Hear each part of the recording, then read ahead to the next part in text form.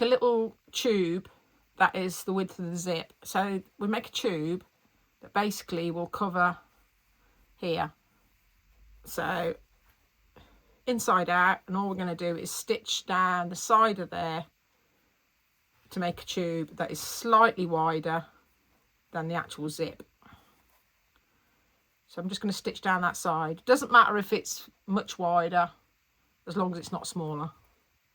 So the reason I make a tube and put it on the ends is because it looks better, but also because it's a lot easier if you're making a pouch purse when this is at the ends to sew over all your layers, because you've got quite a few layers. So when you sew it, you're sewing over fabric rather than the zip, because this will sit here and all you're going to be doing is stitching over that with the two sides of the pouch rather than all this lot and plastic and God knows what. So once we've done that, we've got our tube. The tube is double the length I need, i.e. it's for each end. So I've got that much to go on each end. You're unlikely to put that much on, but I'm going to do quite a bit just to show how it works. So leaving it inside out, feed it onto your zip. And what we're going to do is, so if I want it to sit here, I'm going to stitch there and then pull this back. That is the top of my zip, so I don't want the seam there. I want the seam on the other way, so that when I pull it back, the seam will be underneath. If I can actually get it in. So all I'm going to do now is stitch along here. So if I stitch along here now,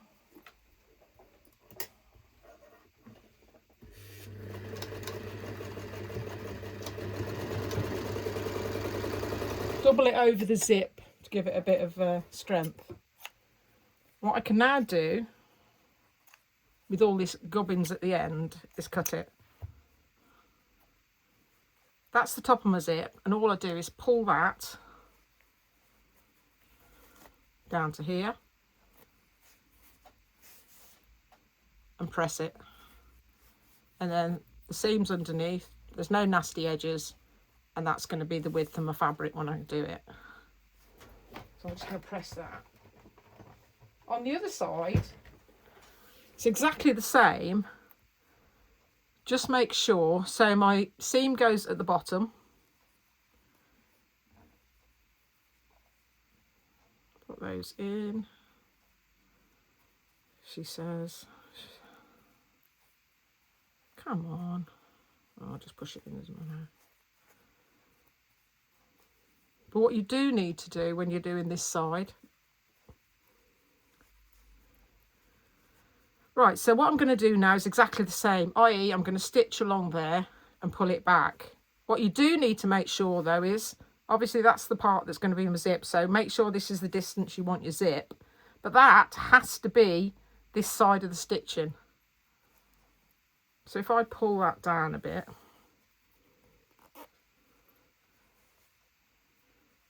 now I can stitch. My zip's sitting in here somewhere. So if I stitch that there now, push the two zipper teeth together when you're doing this, just so that they meet up well.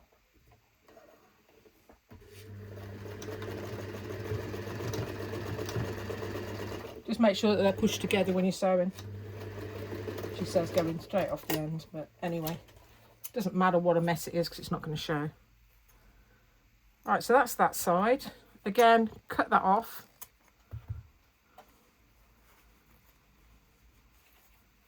Pull it over.